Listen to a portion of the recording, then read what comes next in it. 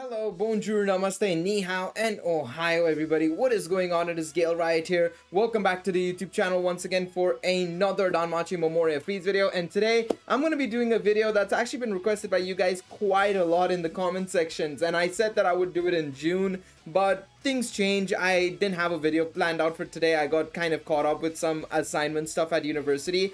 And the videos I wanted to do are too long for me to do right now, so I thought that I'd save them up for the future, and instead I do this video where I'm going to be predicting the upcoming 6th anniversary for Danmemo. We're going to be going over my predictions for the story event. We're going to be talking about the banner format as well. So of course, if you guys going to enjoy this video, please be sure to leave a like down below, subscribe to the channel for more Danmachi and Danmachi Memoria Freese content, and leave a comment down below as well, letting me know what do you guys think is going to come. I'm very curious to see what you guys think, and of course let me know what you guys would like to see as well. It doesn't have to be something that's very likely to happen, but it might be something you want to see happen. So let me know in the comment section down below, and of course have a great discussion in the comment section. I would love to see some ideas, and I'd love to see some discussions going on as well. Now, of course, before we get in, I want to talk a bit about the anniversaries we've had in the past and how anniversaries have been handled, right? On Danmachi Memoria Freese, right, we always have the JP anniversary as the main celebration. Even though we have a US anniversary and stuff like that, they're always very muted, basically. They're very low-key. We get a couple of multis, we get a couple of bundles, and that's about it. And when I say a couple of multis, I mean a couple of free multis, basically. So we get a general banner and we can summon on it every single day. You've seen previous banners like that. If you've played for the last couple of months, you've seen it happen quite regularly. So that's something that will happen as well for those that NA anniversary. That's going to happen later this month. It should at least happen. I don't know if it will happen, but that's the track record, right? But when it comes to the JP anniversary, it's always massive, right?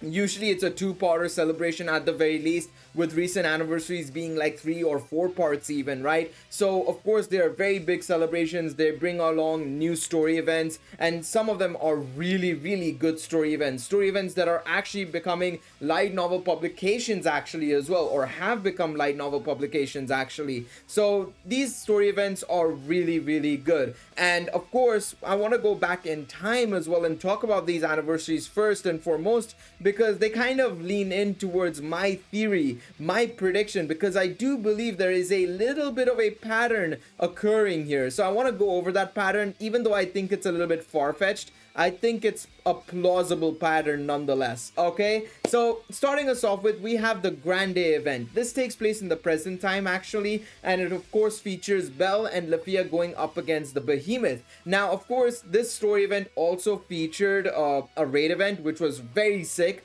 We haven't had a raid event since then, purely because I think, well, one, it's WFS laziness, I'm not gonna lie, or number two, the execution at the time was pretty poor, because when everybody would log in to do the raid, right, it would be at a random time, and then the raid would go down in like less than an hour basically, or even not even in 45 minutes, I would say actually. So in all honesty, it was pretty poorly handled. In all honesty, it reminded me sort of like, if anybody's played Fate Grand Order, it reminded me of the original raid events in FGO, where everybody would just clear it and it would be cleared within like less than half an hour at times. So I wouldn't be surprised. I was not surprised that it was the same situation here, because it was the first raid event, but they never brought it back to make it better, which really annoyed me, because I felt like that raid event was pretty darn sick. And they kind of did try and bring it back a little bit in the 5th anniversary with the, you know, the Familiar versus Familiar thing, which was sort of like a full-on raid battle basically, right? But it wasn't really that well executed either, in all honesty. And I prefer the Grand Day raid event because it's a lot more individualistic. You don't have to rely on other Familiars having active members and stuff like that. So that was also something to consider when it came to the most recent Familiar Grand War Games thing, or whatever they called it. I don't even remember what it was called anymore. That's how long ago it was, and they've not brought it back since then, right? But yeah, the Grand Day event was sick. We obviously also had the additional episode review event that we got, right? The story content we got, which was pretty sick. They actually you know, touted it as like, oh, this is gonna be going alongside the anniversary, or it will release as like a part 2 to the anniversary. Even though Grande technically only had one part, the episode review stuff kind of counted towards it being like a part 2, sort of, effectively, right? So it was pretty cool. The Grande event was great, and of course took place in the present day. Now I want you to keep that in mind. It took place in the present day. Now we move on to the second anniversary, which will of course featured one of the best storylines in my personal opinion, and I think probably one of the fan favorites, I would say, and that is of course the Argonaut story. This is a story that is actually also getting a light novel adaptation later this year, of course, and it takes place 3,000 years ago and is the start of the Age of Heroes. Now, this was pretty cool when it first dropped, in all honesty. I remember when we saw the image of Argonaut for the first time and we saw Belle with red eyes and stuff, and or the slightly different eyes, I should say. It's not red eyes technically, but the different eyes originally, because I remember we saw Belle's face and hair and everything, and it was like slightly different, and it was like, huh, is this like Belle's twin or something? I remember people calling him like, oh, he's Belle's twin. He's got to be Belle's twin. It's going to be something insanely different, you know? But it ended up being technically Belle's spiritual ancestor, actually, right? In the form of Argonaut, which was pretty darn sick. And of course, like I said, this was a very cool story. I think it's probably the fan favorite. I would say everybody loves the Argonaut story. And of course, it was the start of the Age of Heroes, right? And it gave us an insight into a time way before Orario as well. So it was very cool in that regards. And this is, of course, where we had our first ever actually two-parter event actually. So that was also something to take into account as well. Then we move on to the next anniversary, which of course is going on in game right now in Danmachi Memoria Freese. It's being rerun right now. It had its light novel adaptation very recently, and that is of course the Astraea Record. This is a story that's of course got a huge influence on of course the anime as well, and the light novel with the Astraea Familia, of course, right? And of course its ramifications as well, because this story takes place 7 years before the present day in Orario. Of course, it takes place during the dark ages of Orario. It brought to light so many different things. Of course, we saw Otarl getting to level 7 for the first time in this story. We of course saw Althea as well, a first time look at a member of Belle's direct family, which was insane to see at the time, right? And then of course we saw Ryu's old familia in their glory days, basically, when they were at probably their strongest point, I would say, of course, and not in their weakest moments, of course, because of course I think Astraea Record dropped around the time of volumes 12 to 14, so of course we knew the end of the Astraea Familia, of course, what happened to them at the end of their story, right? But we didn't know how they got to that point and what happened to them at the point. And I think, of course, Omori Sensei wanted to obviously take a little bit of influence from the Astraea Familia stuff going on in the light novel, so he obviously wanted to expand upon it through Astraea Record, of course. So it was a very cool story, of course. It took place 7 years before the present day. I think personally for me, in terms of the setting, I would say, I think Astraea Record is probably up there, in all honesty. I wouldn't be surprised if I put Astraea Record as my second favorite story, in all honesty. I'd say Argonaut is my favorite, and then Astraea Record. And then of course, after the Astraea Record, the following year we had the Vesta storyline, and this of course took place in the present day yet again, right? And this sort of was a semi-sequel. For me, it was a semi-sequel to the Arrow of Orion storyline, actually. So it was kind of cool in that regards. We were going down this route of like, oh, there's this alternate continuity going on right now, where of course Artemis is present, and of course the Vesta stuff is going on and all that jazz, right? It was very cool. I love the opening theme song from the Vesta storyline. This is where the game kind of slowed down for me personally as well. To be quite honest, I remember not necessarily taking a break, but I played the game very little. I mean, I obviously had summon videos still happening on the channel as well. And I think another issue was that this was around the time of when COVID was, you know, still present, right? So I know a lot of people were obviously dealing with their own personal issues. Even the VAs, I remember, I think it was Vesta, I remember. It was either Vesta or Astraea Record. I remember one of those stories where it just wasn't voiced because of the COVID issues, right? They couldn't voice it in time, so they had to postpone the VAs getting, you know, recorded and everything, and then the actual, you know, voiceovers came into the game like during part 3 or part 4, I think it was, because we did have an extra story that was part 4 basically. So it was very cool, very nice storyline, of course, and I really like the fact that we obviously went down the alternate timeline route kind of thing, right? And I think the one thing with the Vesta story as well is that I think it's one of the most likely candidates to actually get an adaptation in anime format because of Arrow of Orion being a movie and this being a sort of like semi-sequel sequel, I would say, to it. So I think it would be very, very cool to see maybe this get adapted, even though I would prefer maybe like Argonaut or Astraea Record getting adapted more so than anything else. And now we move on to the final anniversary that we had recently. I say final anniversary that we had recently as if it's the last one we're ever gonna get. This is the last anniversary we got, of course, and that is the Knights of Fianna storyline, which was, of course, a sequel to the Argonaut story. It took place 10 years later. It featured returning characters in the form of characters like Ryulu.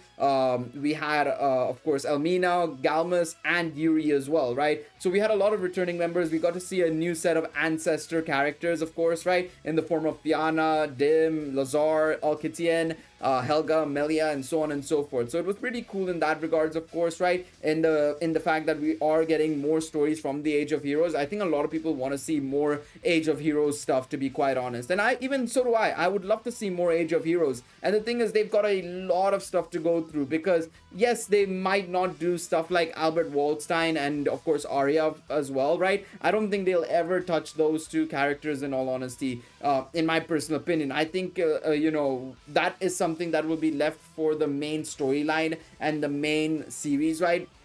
Or Sword of Rotoria even, right? So I don't think we'll ever see that in Danmemo first and foremost. I think, however, we have a lot of stories to go in between those though, right? Between Argonaut to Albert Waldstein, I think it's like 2,000 years of gap. So there's a lot of ancestral characters that they could go over. They could go over Riveria's ancestor. They could go over Anya, Chloe. Those type of characters could be seen as well. So I'm very curious to see how they go about the Age of Heroes stuff. But if you guys have been paying close attention to what I've been talking about, I've been placing a certain emphasis on the timeline. So with Grand Day, present day, Argonaut, 3,000 years in the past, Astraea Record, near recent past. It's not like 3,000 years ago or anything, but it was within the last 15 years. Then Vesta, present day, again, alternate timeline, but present day. Knights of Fianna, 3,000 years ago, around the time of the Age of Heroes. So, my prediction, and this is where I think what we're gonna get, is something within the last 15 years. Now, I don't know how Mori Sensei is going to do it, because the problem with having a story in the last 15 years, right, is that there's so many things that could influence the main storyline, right? Unlike what happens in the Age of Heroes and stuff, right, that doesn't really have too many ramifications in the present. Yes, of course, the Argonaut story and, of course, Dim / Finn's storyline and being a tragic hero, that is, of course, mentioned a lot, actually, in the present timeline, right? And, of course, there are other Age of Heroes stories that could be, obviously, referenced into the present. But I feel like when it comes to having something that's a lot more recent, within the last 15 years of Danmachi's timeline, it's a lot more trickier to incorporate because it'll have a very direct influence on the characters of our present timeline. So it's going to be very hard, but I think that there are some things that they could do. Of course, he could tackle maybe the Zeus and Hera familia, maybe, right? Something to do with them. Maybe we could have a look at maybe more characters from the Zeus and Hera familia, and we can see their first attempts maybe against the Behemoth and Leviathan, maybe, right? Potentially. That would be sick, that would be actually sick, because we actually don't know much about the Zeus and Hera familiars.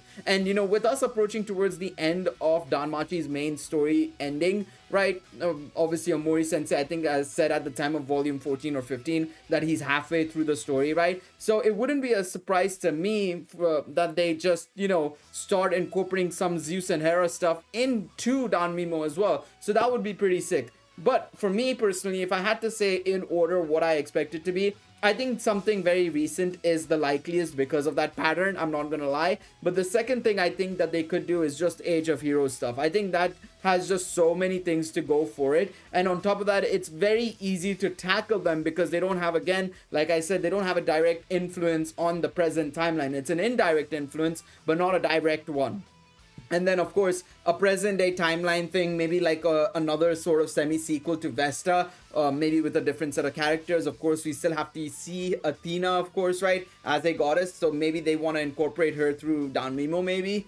That would be something interesting, right? We already got Aphrodite, so getting Athena would be interesting as well. So yeah, I'm leaning towards that, those things being a plausible option, of course, right? Now, when it comes to the banner format and stuff like that, right, I'm gonna keep it simple and sweet, to be quite honest. I think Hero Festas are definitely going to be part of the anniversary for sure. There's no doubt about it. I think everybody is expecting that, but I do expect us to get our first ever Hero Festa assist during the anniversary as well. That is 100% very likely. I think it is so possible, because of course we know that Hero Festa assist bonds especially are already in the data files. We know that they're currently going through adventures, and there are elements that they're going through, basically, because we've had light, dark, fire, wind. They still have to go through water, thunder, and earth. So it's very likely that they might do 2 of the 3 elements in the next Hero Festa, and then the anniversary Hero Festa will feature that last element, and of course the Hero Festa assist.